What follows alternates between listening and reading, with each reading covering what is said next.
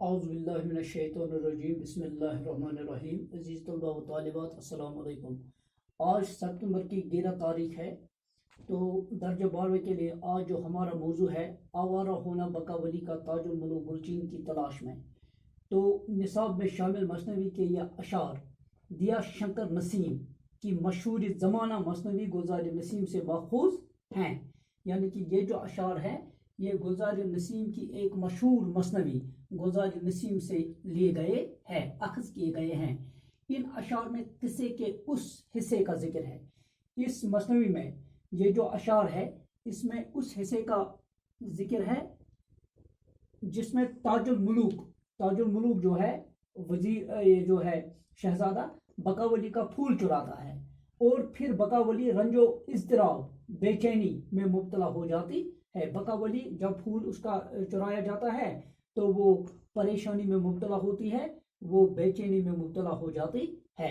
تو آج یعنی کہ 11 ستمبر کو اس موضوع کے حوالے سے ہمارا یہ دوسرا لیکچر ہے اور کل ملا کے آج ہمارا اس موضوع کے حوالے سے لیکچر نمبر 6 ہے اور یہ اس کا آخری لیکچر ہوگا اس موضوع کے حوالے سے. میں پڑھتا ہوں، آپ دھیان رکھنا. دکھلا کے کہا سمن پری کو اب چین کہاں بقا ولی کو. تو اس نے اپنے جو گریباں اس نے پھاڑ ڈالا، اس نے جو اپنے کپڑے پھاڑ ڈالے اور سمن پری کو دکھلایا، اپنی حالت اس کو دکھلائی کہ میں کس طرح پریشانی، غم اور اضطراب میں مبتلا ہوں. کہ اس نے اپنے پھٹے ہوئے کپڑے اس کو دکھائے. اب چین کہاں بقا ولی کو، اب بقا ولی کو کہاں سکھ ہے، اب بقا ولی کو کہاں آرام ہے. اب بقا ولی اضطراب میں مبتلا ہو چکی ہے. تھی بس کی غبار سے بری وہ، کیونکہ سمن پری پہلے ہی یہ اس قصے یہ جو اس کو پتا تھا اس واقعے کا.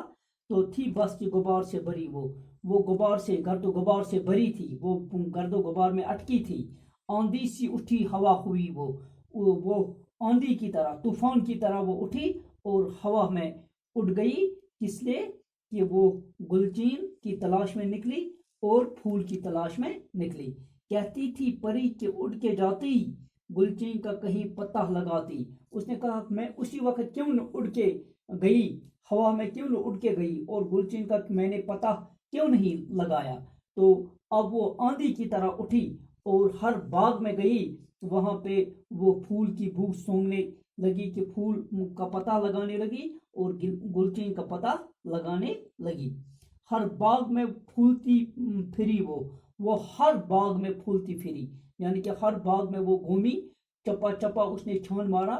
وہ کوئی باغ ایسا نہیں ہے جہاں سمن پری نہ پہنچی. ہر شاخ پر جھولتی پھری وہ ہر شاخ پہ جھول گئی. یعنی کہ ہر شاخ، ایک شاخ سے ایک ٹہنی سے دوسری ٹہنی، دوسری ٹہنی سے تیسری ٹہنی، اسی طرح وہ ہر ایک شاخ پر جھولتی رہی اور پھول کی بو سونگنے لگی. جس تختے میں مثل باد جاتی، وہ ہوا کی طرح، وہ ہوا بن کر جس باغ میں گئی، جس باغ کے جس حصے میں وہ ہوا کی طرح گئی، اس رنگ کے پھول کی بو آتی. تو اس رنگ کا پھول اس نے کہیں نہیں پایا، نہ اس پھول جیسی بو، نہ اس پھول جیسی خوشبو اس نے کہیں سونگی.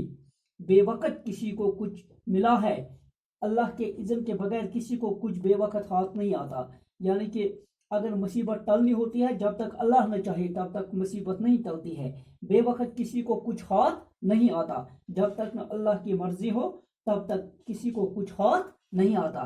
پتہ نہیں حکم بن ہلا ہے اور اللہ کے حکم کے بغیر پتہ بھی نہیں ہل پاتا ہے.